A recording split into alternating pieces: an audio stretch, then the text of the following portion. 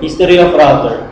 A router is a computer networking device that forwards data packets towards their destinations through a process known as routing.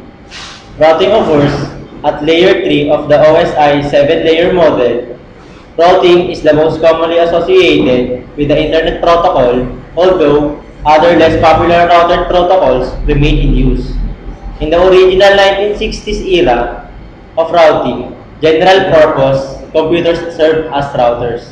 Although general-purpose computers can perform routing, modern high-speed routers are highly specialized computers, generally with extra hardware added to accelerate both common routing functions such as forwarding and specialized functions such as IPsec encryption.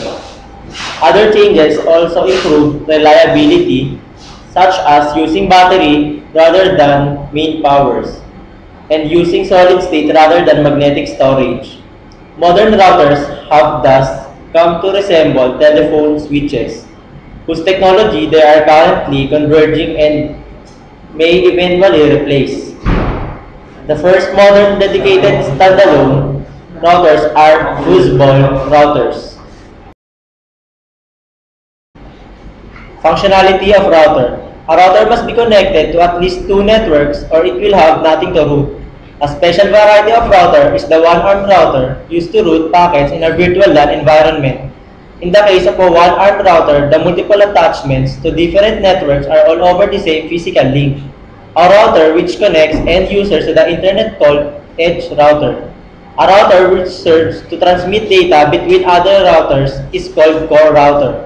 A router creates and or maintains table called a routing table that stores the best routes to certain network destinations and called routing metrics associated with those routes. See the routing article for more detailed discussion of how this works. In recent times, many routing functions have been added to LAN switches, creating layer 2 to 3 switches which route traffic at near wire speed. Routers are also now being implemented as internet gateways, primarily for small networks like those used in homes and small offices. This application is mainly where the internet connection is an always-on broadband connection like cable modem or DSL. They are not routers in a true sense, but the terminology has been confused with network address translation.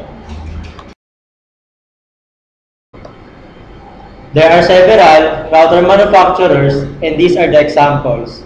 3Com, Alcatel, Cisco Systems Incorporation, D-Link System, Entrasys Networks, Juniper Networks, Linksys, Microtik, Netgear, Nortel, Privatal, SMC Networks, Tellabs, MRV Communications.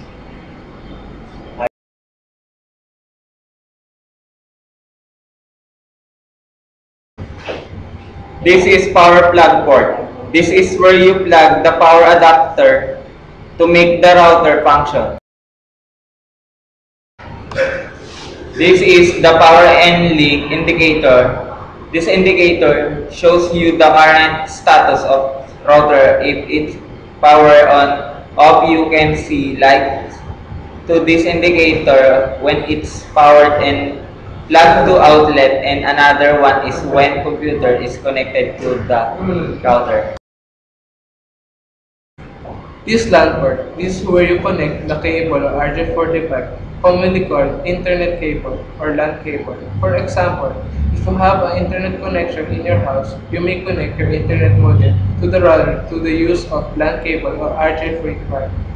In the case, not only one of the computer can access the internet, but it may be two or more depending on the capability of the router. In the other brand of router, there are several LAN ports that are built internally, so you can make direct connection to the router using the LAN cable. This is the Wi-Fi antenna. This enables the computer to connect the router by not using the LAN cable or RJ45. This is called wireless connection.